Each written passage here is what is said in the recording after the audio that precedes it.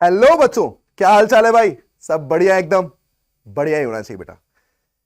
JEE advance 2023 में एक नई रिएक्शंस के साथ अपन यहां पर आए हुए हैं। मतलब आपके माइंड में पूरी तरीके से हर एक रिएक्शन को सेट करने के लिए आए हैं बेटा। फुल तरीके से आप मेहनत करो, आप में बिल्कुल जोश होना चाहिए। बस एक कदम जेई की ओर, बस एक उस कदम को आपको बढ़ाना है और सीधे बस आप एग्जाम से क्लियर करते ही कॉलेज में एंटर कर जाएंगे। मतलब आपको फुल मेहनत करनी है बेटा, फुल की फुल मेहनत। जिंदगी ऐसे ही खेलती रहेगी बेटा। जिंदगी पता है खेलती किसके साथ है? जो बेहतरीन खिलाड़ी होता है। और आप हो बेहतरीन खिलाड़ी यार। फर्क सिर्फ इतना है कि किसी का क्या गोल होता है, किस तरीके से वो वर्क करता है। कोई संघर्ष करके निखर जाता है और कोई हताश होके बिखर जाता है। आपको क्या करना है ये आपको डिसाइड करना है बेटा। आप संघर्ष करोगे या हताश होगे, सब कुछ आप पे डिपेंड करेगा और आपकी लाइफ आप पर ही डिपेंड करने वाली है। एक आप ही हो जो अपनी जिंदगी को बदल सकते हो बस। ठीक है, तो चलिए स्टार्ट करते हैं नेक्स्ट रिएक्शन। उसका नाम है कैनिज़ारो रिएक्शन। बहुत पूछी गई है बेटा, मैकेनिज्म पार्ट इसका सबसे ज्यादा पूछा गया है। हमारा ज्यादा से ज्यादा ध्यान मैकेनिज्म पार्ट में ही होगा क्योंकि जेई एडवांस में मैकेनिज्म से ही क्वेश्चन पूछा जाता है, बहुत अंदर से क्वेश्चन पूछता है। तो चलिए स्टार्ट करते हैं कि क्या कंडीशन होती है। यहां पर क्या होता है बेटा, सबसे इंपॉर्टेंट बात, कार्बोनिल कंपाउंड की रिएक्शन है। ये किसकी रिएक्शन है? कार्बोनिल कंपाउंड की। और कार्बोनिल कंपाउंड में भी ओनली एल्डिहाइड, ओनली एल्डिहाइड। मतलब कहीं ना कहीं सिर्फ और सिर्फ क्या प्रेजेंट होना चाहिए? एल्डिहाइड प्रेजेंट होना चाहिए। कभी भी ध्यान रखना, कैनिज़ारो रिएक्शन कीटोन के साथ कभी नहीं होती बेटा। कीटोन के साथ ये रिएक्शन कभी नहीं होगी, सिर्फ और सिर्फ किसके साथ होगी? एल्डिहाइड के साथ होगी। अब एल्डिहाइड के साथ क्यों होती है सर, कीटोन के साथ क्यों नहीं होती है? ये हम मैकेनिज्म में पूरी तरीके से आंसर दे देंगे आपको। तो यहां से देखिएगा, कार्बोनिल कंपाउंड की रिएक्शन है और रिएक्शन होती है कॉन्सेंट्रेटेड मीडियम में। बेसिक कॉन्सेंट्रेटेड मीडियम होता है बेस के साथ, और यहां पर एक प्रोडक्ट बनने वाला है। जो भी प्रोडक्ट होगा वो हम डिस्कस कर लेंगे। अब दूसरी कंडीशन आती है कि सर यहां पर अल्फा हाइड्रोजन पूरी तरीके से क्या होने चाहिए? एब्सेंट होने चाहिए। मतलब अल्फा हाइड्रोजन जीरो होंगे। क्यों जीरो होने चाहिए ये भी अपन सीखेंगे। अब अपन जरा मैकेनिज्म पार्ट में आते हैं, जरा देखिएगा। जरा मैंने आपसे कहा कि मैंने यहां एक फॉर्मल्डिहाइड ले लिया है। क्या ले लिया है मैंने? एक फॉर्मल्डिहाइड। रिएक्शन प्रोसीड की है कॉन्सेंट्रेटेड NaOH के साथ। अब आप सोच के देखो, अगर मैं यहां पर NaOH के साथ एल्डिहाइड ले रहा हूं और अल्फा हाइड्रोजन जीरो है, तो क्या सिर्फ एक पॉसिबिलिटी ही बनती है न्यूक्लियोफिलिक अटैक रिएक्शन की, न्यूक्लियोफिलिक एडिशन रिएक्शन की। एसिड बेस अगर हो जाती तो क्या अपन ने एल्डोल रिएक्शन पढ़ रखी है प्रीवियस क्लास में? जस्ट पहले वाले लेक्चर में हमने एल्डोल पढ़ी थी। एल्डोल में अल्फा होता है लेकिन कैनिज़ारो में अल्फा नहीं होना चाहिए, वरना एल्डोल हो जाएगी ना भाई। मतलब यहां पर कॉन्सेंट्रेटेड मीडियम में NaOH होना चाहिए, या फिर कभी कभी 50% NaOH भी ले सकता है। मतलब एटलीस्ट 50% तो होना ही चाहिए, तभी रिएक्शन प्रोसीड होगी। और कौन सी रिएक्शन है ये? Cannizzaro reaction. अब जरा मैकेनिज्म का पहला स्टेप देखिएगा। जरा मैकेनिज्म में पहले स्टेप में क्या होता है, फॉर्मल्डिहाइड के साथ ये NaOH न्यूक्लियोफिलिक अटैक करता है। न्यूक्लियोफिलिक एडिशन रिएक्शन, एक बॉन्ड बनाएगा तो एक बॉन्ड ब्रेक कर देगा। तो यहां बनता है HCO पे माइनस, H पहले से था और यहां पर OH ने अटैक किया। अगर मैं कॉन्सेंट्रेटेड की जगह डाइल्यूट लेता तो क्या इससे वाटर से H+ मिल सकता था और फिर से ये बैक रिएक्शन में आ जाता, क्योंकि दो OH से कार्बोनिल दोबारा फॉर्म हो सकता है। इसी रीजन से मैंने डाइल्यूट ना लेकर क्या लिया है? कॉन्सेंट्रेटेड। क्या आपको एक रीजन समझ में आया कि कॉन्सेंट्रेटेड क्यों लेते हैं, डाइल्यूट क्यों नहीं लेते? अब जब ये O- H तो ले नहीं सकता तो फिर करेगा क्या? अपने आप को न्यूट्रल तो करना चाहेगा। तो ये क्या करता है, अगले स्टेप में अपनी पोजीशन को रिटेन करता है। और अगर इसने OH को हटा दिया होता तो क्या फिर से ये बैक रिएक्शन आ जाता? मतलब OH तो नहीं हटने वाला, फिर कौन हटने वाला है? तो बेटा यहां हटता है हाइड्राइड ट्रांसफर। मतलब यहां हाइड्राइड माइनस रिमूव होता है। अब आप सोच के देखो बेटा, हाइड्राइड ट्रांसफर हो रहा है और यही सबसे टफेस्ट स्टेप होता है। और जो सबसे टफेस्ट है तो सबसे स्लोएस्ट होगा, और सबसे स्लोएस्ट है तो यही RDS स्टेप होता है। अगर ये H नहीं होता तो क्या H रिमूव हो पाता? नहीं, क्योंकि C बॉन्ड तो टूट ही नहीं सकता, H इजीली रिमूव हो सकता है। तो बताओ अगर H होता तभी तो रिएक्शन होती, मतलब कार्बोनिल के साथ H, क्या यही एल्डिहाइड एल्डिहाइड को बताता है? इसीलिए मैंने आपसे कहा सिर्फ और सिर्फ एल्डिहाइड ही ये रिएक्शन कर सकती है, कीटोन ये रिएक्शन नहीं कर सकती। अब क्या होगा अगले स्टेप में, जरा ध्यान से देखिएगा, क्योंकि यहां पर बन चुका है एक acid HC double bond OH। ध्यान से देखिए, एक एसिड फॉर्म हो चुका है। अब क्या होता है बेटा, अब यहीं पर जब मेरे पास HCOO माइनस है, अब फिर से क्या होता है, जो ये H माइनस रिमूव हुआ है, जो भी ये H माइनस रिमूव हुआ है, यही रिएक्टिव पार्ट में फिर से आता है और अब ये न्यूक्लियोफिलिक अटैक करता है। एक बॉन्ड बनाएगा तो एक बॉन्ड ब्रेक करेगा, मतलब अब यहां पर क्या होने वाला है, HCO माइनस H और H। बेटा एक जगह से H रिमूव हुआ था और वही H आकर न्यूक्लियोफिलिक अटैक किया है। यार ये O माइनस करे तो करे क्या? अगर इसने बैकवर्ड रिएक्शन में रिटेन किया तो भाई चाहे कुछ भी हटाए यही बनने वाला है, तो फिर तो कोई मतलब ही नहीं हुआ। मतलब इस O माइनस को रिटेंशन तो नहीं करना चाहिए था, अपनी पोजीशन को वापस तो नहीं लाना चाहिए था। तो फिर करना क्या चाहिए, इसे एसिडिक H लेना चाहिए। अच्छा डाइल्यूट मीडियम है नहीं तो H लेगा कहां से? कोई तो एसिड होगा यहां पर, और वो एसिड आपने ये बनाया था। वो एसिड आपने क्या बनाया था, ये। तो इस एसिड के थ्रू ये क्या करता है, इस एसिड के थ्रू ये कहीं ना कहीं एसिडिक H को रिमूव करता है, और कहीं ना कहीं इस एसिडिक H को लेने के बाद तो रिएक्शन कौन सी होगी, जब ये एसिड बेस रिएक्शन कर रहा होगा तो मुझे बताओ बेटा, फिर ये रिएक्शन कौन सी होगी? क्या ये एसिड बेस रिएक्शन होने वाली है? और एसिड बेस से जब ये H रिमूव करेगा तो मुझे बताइएगा ये O माइनस एसिडिक H लेकर क्या एल्कोहल बनाना चाहिए था या नहीं बनाना चाहिए था? आप बताइए। इसका मतलब एक प्रोडक्ट तो बन गया एल्कोहल और एक प्रोडक्ट बन गया एसिड, लेकिन बने कहां से थे? बने ये कार्बोनिल कंपाउंड से थे। तो अगर मैं इसका रिडक्शन कर दूं तो क्या एल्कोहल बनना चाहिए था? और अगर इसका ऑक्सीडेशन कर दूं तो क्या एसिड फॉर्म होना चाहिए था? और यही है अपना फाइनल प्रोडक्ट। मतलब एक बार क्या होता है, एक बार तो कहीं ना कहीं रिडक्शन होता है और एक बार कहीं ना कहीं ऑक्सीडेशन होता है, और होना भी चाहिए बेटा, क्योंकि आपको दिख रहा है कि यार H का रिमूवल ऑक्सीडेशन और H का एडिशन रिडक्शन, तो क्या कहीं ना कहीं यहां रिडक्शन हुआ है, और मैं यहां बोल सकता हूं कि यहां कहीं ना कहीं क्या हुआ है, ऑक्सीडेशन। सेम रिएक्टेंट के साथ ऑक्सीडेशन भी हो रहा है, रिडक्शन भी हो रहा है, क्या मैं कह सकता हूं डिसप्रपोर्शनेशन रिएक्शन हो रही होगी या नहीं हो रही होगी? इसका मतलब कौन सी रिएक्शन प्रोसीड हो रही है यहां पर, डिसप्रपोर्शनेशन रिएक्शन। ये है मैकेनिज्म। अब आप फिर से मैकेनिज्म को जरा सुनिएगा। आपने एक एल्डिहाइड क्यों लिया? क्योंकि हाइड्राइड ट्रांसफर हो सकता है।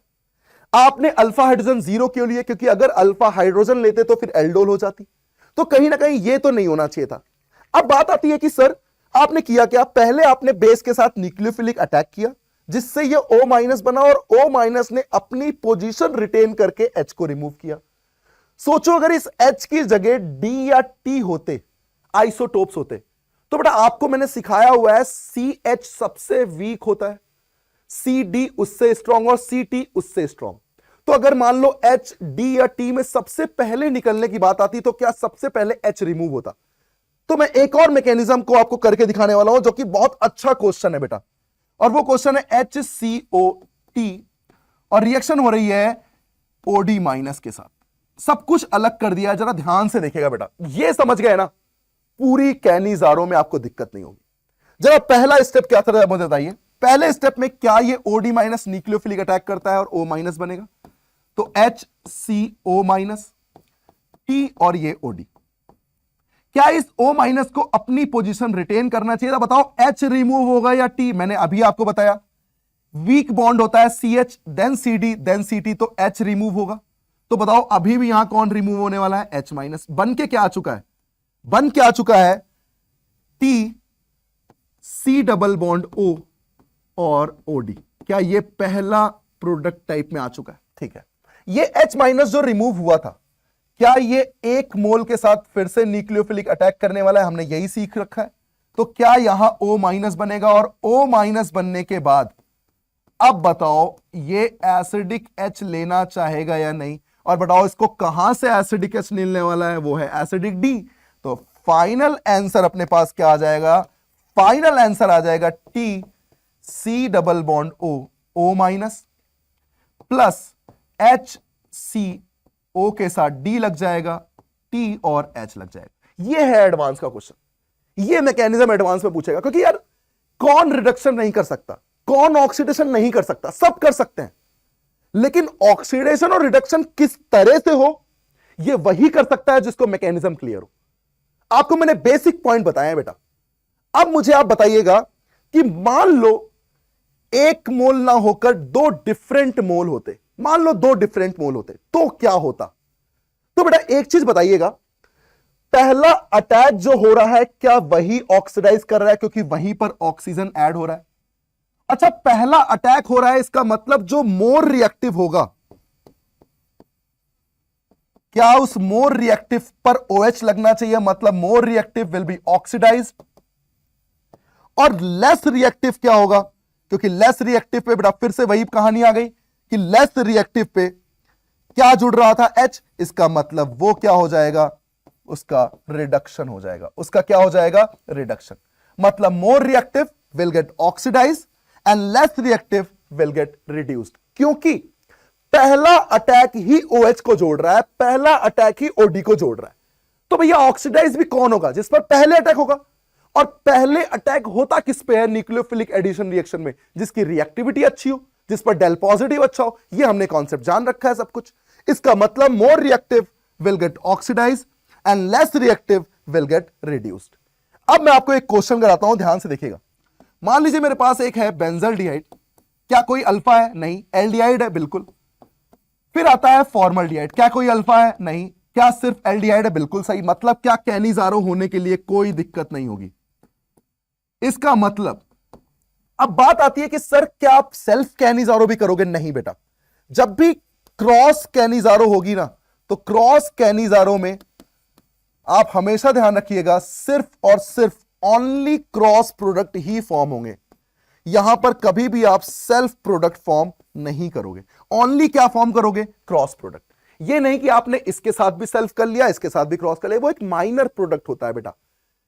एल्डोल में कर सकते हो, लेकिन कैनिजारो में जब भी सेल्फ कैनिजारो हो तो भैया सेल्फ कैनिजारो में तो एक का ऑक्सीडेशन उसी का रिडक्शन।